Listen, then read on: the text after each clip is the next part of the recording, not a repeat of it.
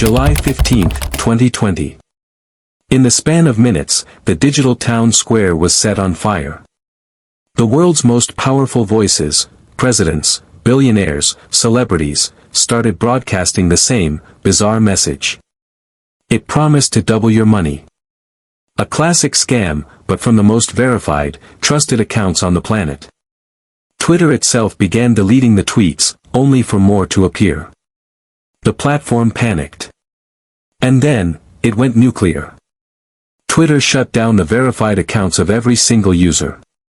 For hours, the world watched, wondering, who was behind it? A hostile nation? A sophisticated cyber army?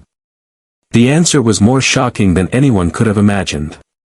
The mastermind wasn't in a Kremlin bunker. He was in his bedroom. And he was 17 years old.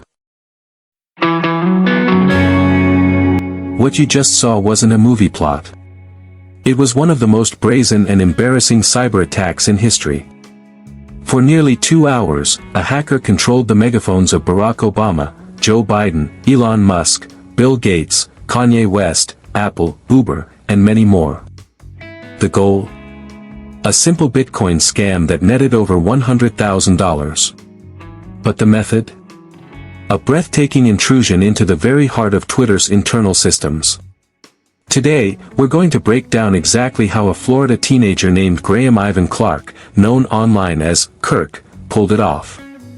This is a story of social engineering, of a company's fatal security flaws, and of a kid who wanted to prove he could. So, how do you hack Twitter? You don't brute force your way in.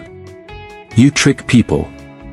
This attack was a masterclass in social engineering, the art of manipulating humans into breaking security procedures.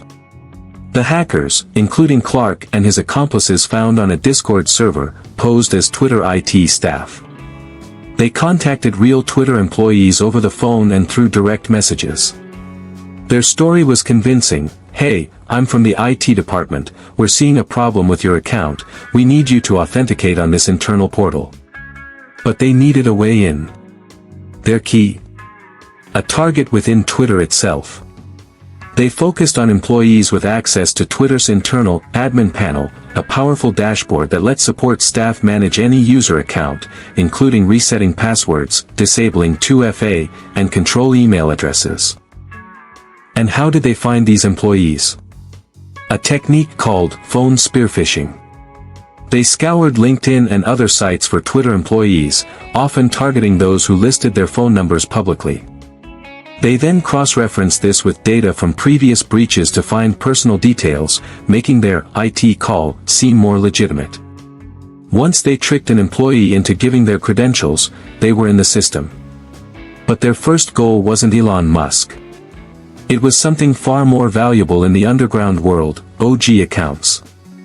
OG stands for Original Gangster, and in hacker slang, it refers to ultra-rare, short, often one-letter Twitter usernames like @J or @H. These accounts are digital status symbols, worth tens of thousands of dollars on the black market. This was the hackers' initial prize. They used their access to hijack and steal several of these valuable accounts for themselves. But then, they realized the sheer power they had. If they could take @J, they could take anyone. On the afternoon of July 15th, they decided to go big. Using the admin panel, they targeted the blue checkmark delete. One by one, they took over accounts and posted the scam tweet. The Bitcoin started pouring in. People knew it was a scam, but the sheer absurdity of seeing it from Obama and Musk created a FOMO effect, a fear of missing out on what might be real. Over $100,000 in Bitcoin was sent to that address. Meanwhile, inside Twitter, chaos erupted. Engineers were scrambling. They could see the attack happening in real time but couldn't stop it without drastic action. Their first response, deleting the scam tweets, was like playing whack-a-mole. As soon as they deleted one, 2 more would pop up. The only way to stop the bleeding was to amputate the limb. They made an unprecedented decision: lock down every single verified account on the platform. For the first time ever, the most powerful people on Earth were silenced on Twitter, not by a government, but by a company in panic mode. The internet went wild with speculation. Was it North Korea? Russia? Iran? The FBI and other agencies launched a massive investigation. The Bitcoin wallet was transparent and traceable on the blockchain, and they followed the money. The digital trail, combined with old-fashioned police work, led them not to a foreign spy, but to a house in Tampa, Florida. The mastermind was Graham Ivan Clark, a 17-year-old known in hacking circles as Kirk number 5270 on Discord. He wasn't a stranger to cybercrime. He was already under investigation for hijacking high-value TikTok accounts and had a deep interest in cryptocurrency. He was arrested and charged as an adult with 30 felony counts. In March 2021, he pleaded guilty and struck a deal.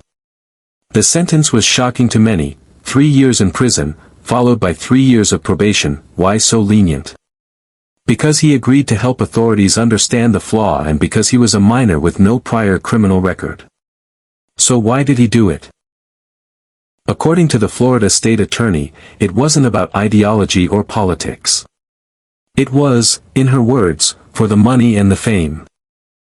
In the digital underground, pulling off a stunt like this grants you legendary status. The OG accounts were the trophy, the Bitcoin was the cash prize, and the chaos was the proof of concept. The real lesson of the Twitter hack isn't about complex code, it's about human vulnerability. The strongest firewall in the world can be brought down by one employee who gets tricked by a convincing phone call. It exposed that our entire digital ecosystem is held together by trust, and that trust is incredibly fragile. Twitter fixed its systems. They eliminated the ability for support staff to change account settings without additional authorization. But the threat of social engineering will always remain. The 2020 Twitter hack was a wake-up call. It proved that a teenager with a laptop could, for a brief, chaotic moment, hijack the global conversation. It wasn't a sophisticated nation-state attack, but a simple con job executed on a grand scale. Graham Ivan Clark is now out of prison, his probation likely ended or ending soon. He's been given a second chance, but his name is forever etched into internet history as the kid who shut down Twitter to run a Bitcoin scam. It serves as a permanent reminder, in our hyper-connected world, the greatest security risk isn't always a software bug. Sometimes, it's the person on the other end of the phone. Host ***, what do you think? Was the sentence too light, or just right for a teenager? Let us know in the comments below. And if you want to see more deep dives into famous cybercrimes, smash that like button and subscribe for more digital shadows.